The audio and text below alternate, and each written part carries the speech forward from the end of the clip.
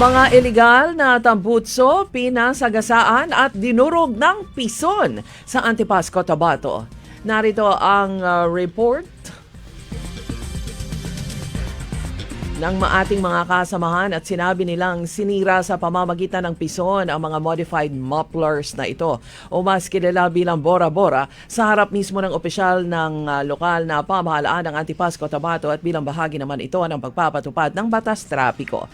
Pinangunahan ni Mayor Chris Cadungon kasama sina Police Captain Jose Elmer Cornelio at iba pang mga opisyal ang pagsira ng mga modified mufflers na nakumpiska sa iba't ibang mga operasyon.